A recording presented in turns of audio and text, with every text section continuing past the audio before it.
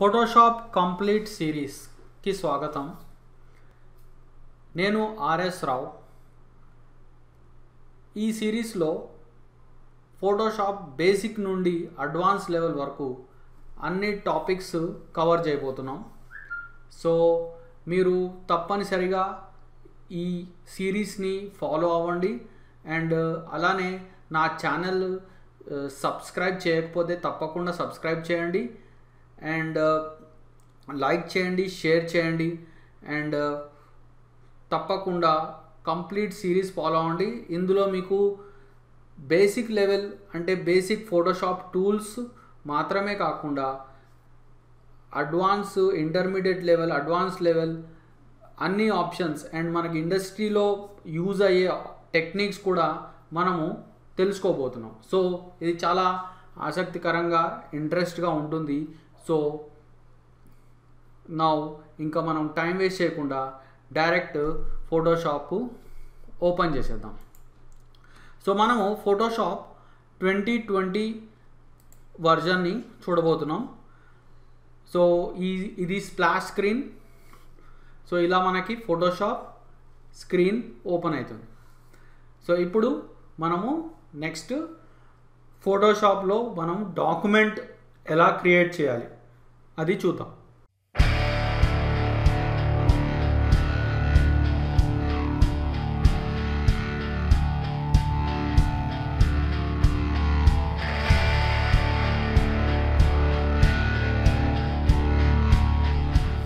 ముందుగా మనము document create చేద్దాం ఫోటోషాప్లో.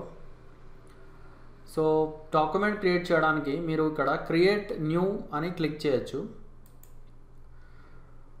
అండ్ లేదంటే మీరు ఫైల్కి వెళ్ళి న్యూ అని క్లిక్ చేయొచ్చు.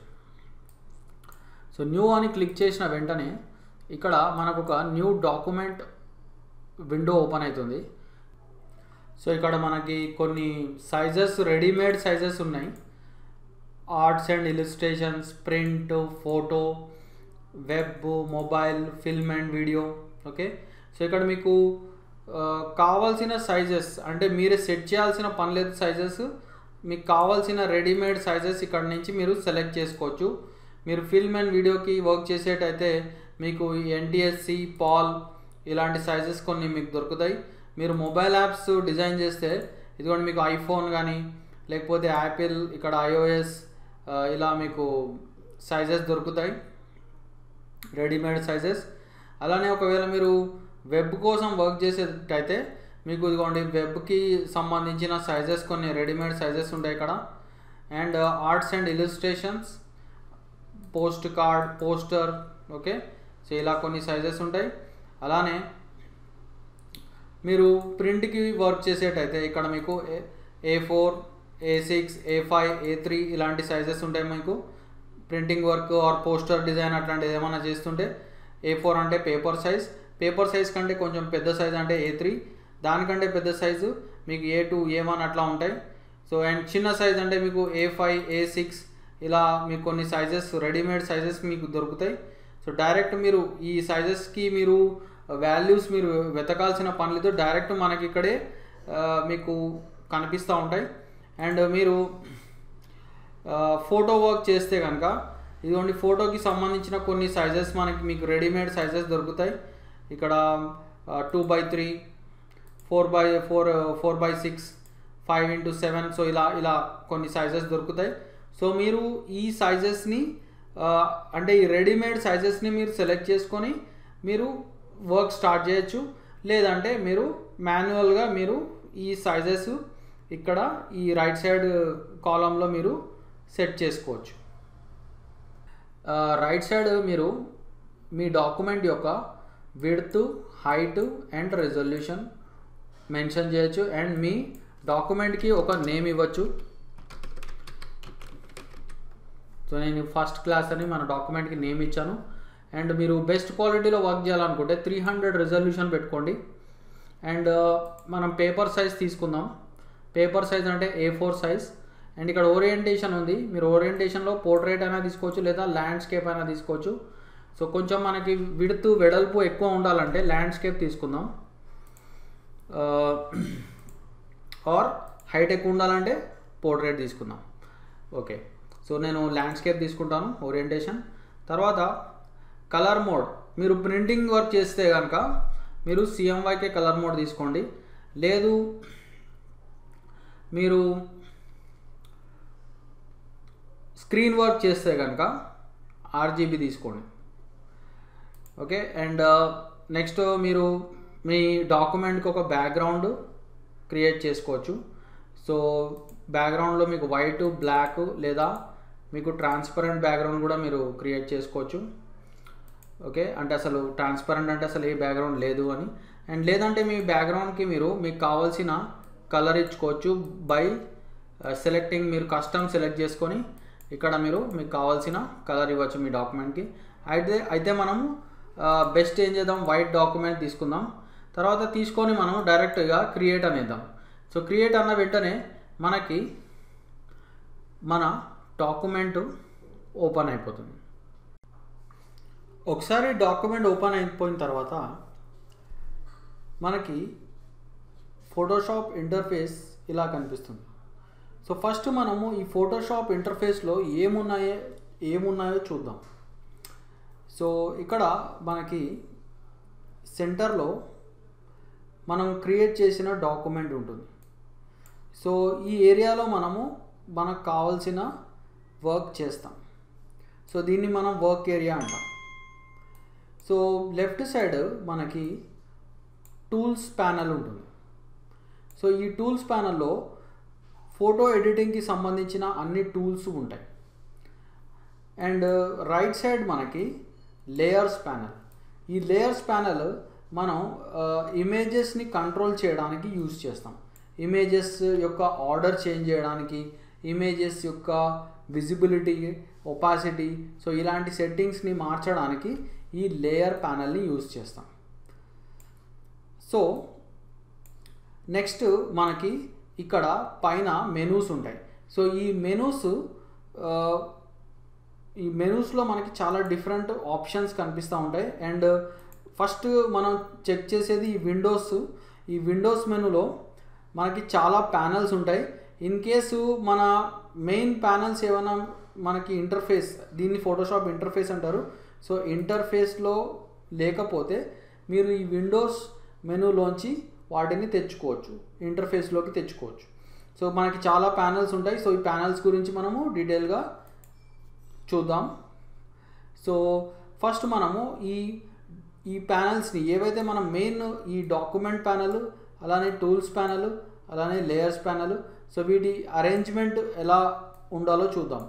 సో ఈ టూల్స్ ప్యానల్ని మీరు కావాలంటే మీరు ఇలా లెఫ్ట్ సైడ్కి మీరు ఫిక్స్ చేసుకోవచ్చు, ఎడం వైపు. సో ఎలా చేస్తారంటే అక్కడ మీకు ఒక బ్లూ లైన్ వస్తుంది.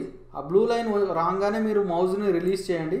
సో అది ఆ టూల్స్ ప్యానల్ లెఫ్ట్ సైడ్కి ఫిక్స్ అయిపోయింది. అలానే ఈ డాక్యుమెంట్ ప్యానల్ ఏదైతే ఉందో మీరు ఇలా పైకి తీసుకెళ్ళండి. ఎగ్జాక్ట్లీ మీ ఫోటోషాప్ విండోకి పైకి తీసుకెళ్ళండి. అప్పుడు మీకు ఒక బ్లూ లైన్ వస్తుంది. ఆ బ్లూ లైన్ రాగానే మౌస్ రిలీజ్ చేయండి. సో మీ ఫోటోషాప్ ఇంటర్ఫేస్కి టాప్ సైడ్లో ఫిక్స్ అయిపోయింది. అలానే ఈ లేయర్స్ అనేది మీరు రైట్ సైడ్కి మీరు ఫిక్స్ చేసుకోవచ్చు కావాలంటే. అండ్ ఇక్కడ మనకి చాలా ప్యానల్స్ ఓపెన్ ఉన్నాయి. సో మీరు వీటిని క్లోజ్ చేసేయచ్చు. మనం ప్రస్తుతానికి ఈ టూల్స్, డాక్యుమెంట్ అండ్ ఈ లేయర్స్ గురించే మనం చూద్దాం. సో దీన్ని మీరు ఇట్లా ఫ్రీ ఫ్లోటింగ్ ప్యానల్ లాగా మీరు పెట్టుకోవచ్చు, లేదంటే మీరు దీన్ని ఇట్లా రైట్ సైడ్కి ఫిక్స్ చేసుకోవచ్చు. ఆ బ్లూ లైన్ రాగానే మీరు మౌస్ రిలీజ్ చేయండి. సో ఇప్పుడు మీ లేయర్స్ ప్యానల్ కూడా రైట్ సైడ్కి ఇలా ఫిక్స్ అయిపోయింది.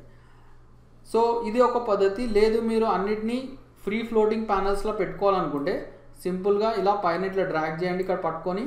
సో ఇప్పుడు ఇవన్నిటినీ మనము ఫ్రీ ఫ్లోటింగ్ ప్యానల్స్ లాగా మనం పెట్టుకోవచ్చు. సో ఈ విధంగా మనము మన డాక్యుమెంట్ని ఫస్ట్ అడ్జస్ట్ చేసుకోవచ్చు. అండ్ అంతేకాకుండా మనకి కొన్ని కొత్త ప్యానల్స్ కావాలంటే దానికి మనకి ఇక్కడ విండో మెనూలో పెద్ద లిస్ట్ ఉంది. సో ఇవన్నీ మనకి రకరకాల ప్యానల్స్, ఒక్కొక్క ప్యానల్కి ఒక్కొక్క యూజ్ ఉంటుంది. ఫర్ ఎగ్జాంపుల్ మనకి బ్రషెస్తో పని ఉన్నప్పుడు ఈ బ్రషెస్ ప్యానెల్ని మనము ఓపెన్ చేసుకొని పెట్టుకోవచ్చు. ఈ బ్రషెస్ ప్యానెల్లో చాలా బ్రషెస్ ఉంటాయి.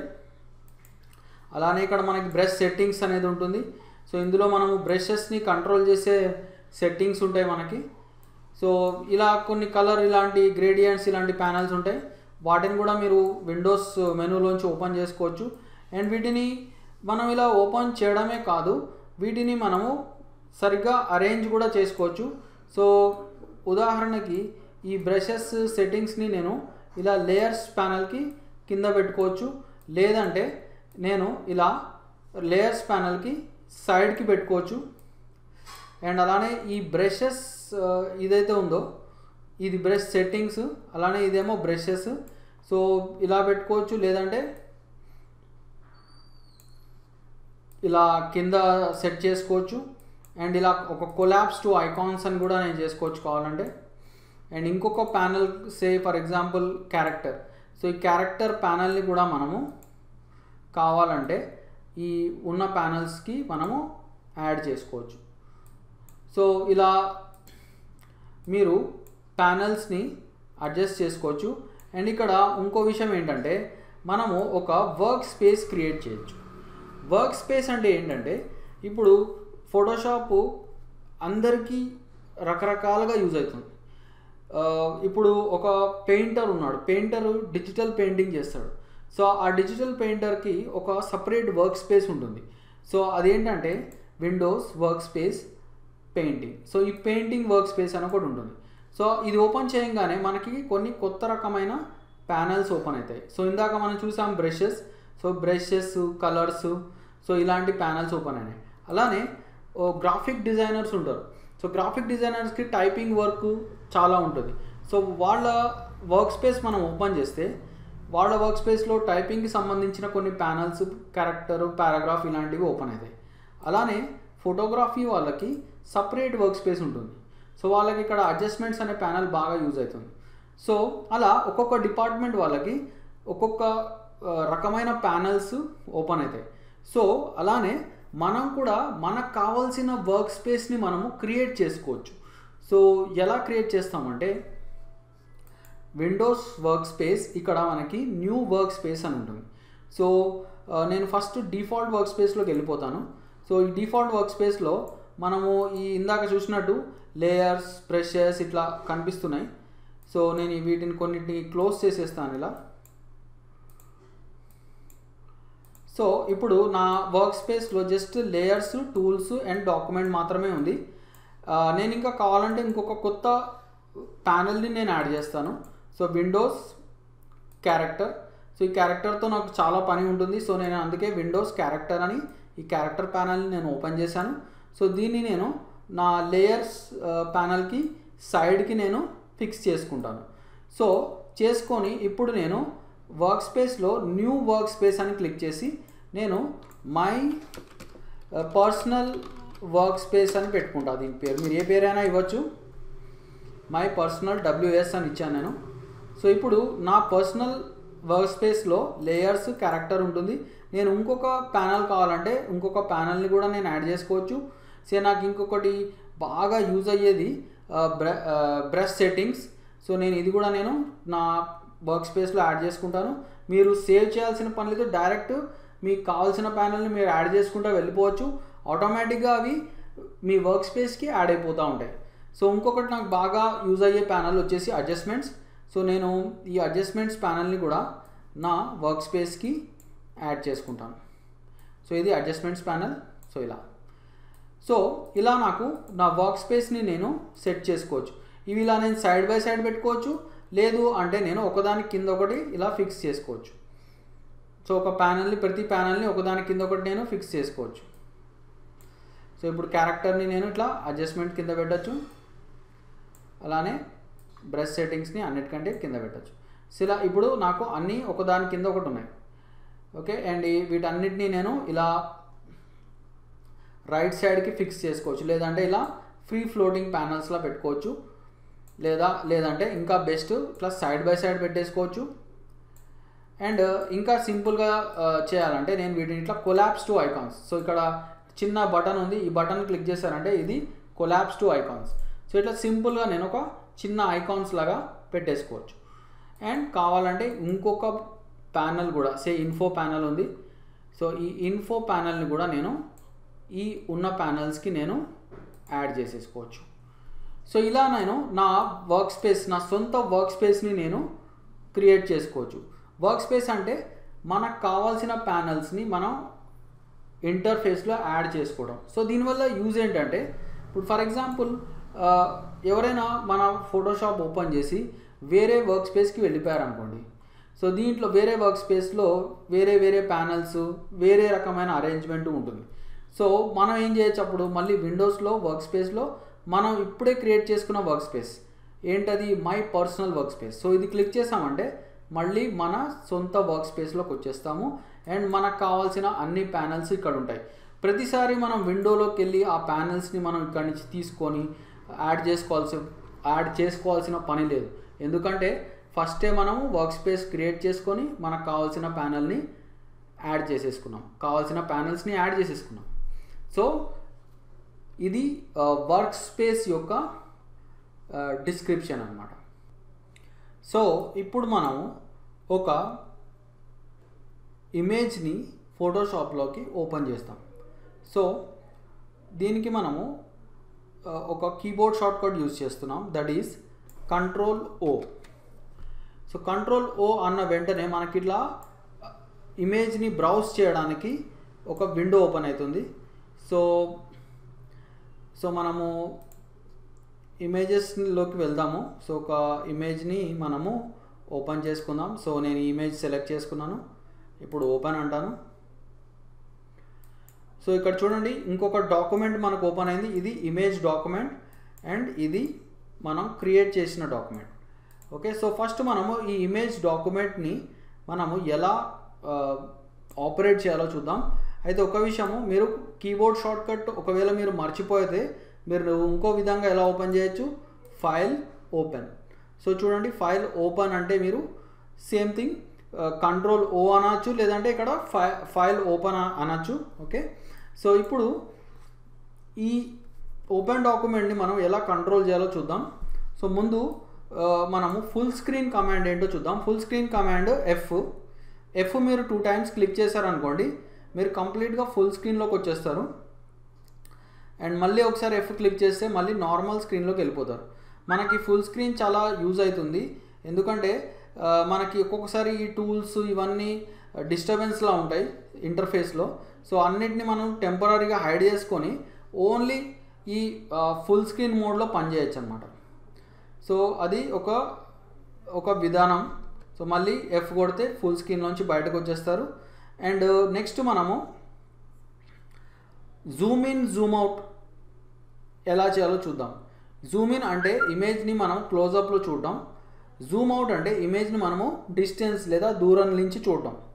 సో జూమ్ ఇన్కి కమాండ్ వచ్చేసి Ctrl+, జూమ్ అవుట్కి కమాండ్ వచ్చేసి Ctrl-. సో మనం ఫుల్ స్క్రీన్లో కూడా ఒకసారి జూమ్ ఇన్ జూమ్ అవుట్ చేద్దాం. సో 2 సార్లు లెఫ్ట్ క్లిక్ చేయండి. So Zoom in Zoom out, Ctrl+, Ctrl-. And మీరు నార్మల్ స్క్రీన్ సైజ్లోకి వెళ్ళాలంటే Ctrl+0 కొట్టండి. Ctrl+0 కొట్టారంటే మీరు నార్మల్ సైజ్ అంటే ఫస్ట్ ఓపెన్ చేసినప్పుడు ఏ సైజులో ఉందో ఆ సైజులోకి వెళ్ళిపోతారు. సో నేను ఇంకొకసారి చూపిస్తాను. Ctrl- కొట్టారు. సో ఇప్పుడు చాలా డిస్టెన్స్లో చూస్తున్నాం మనం.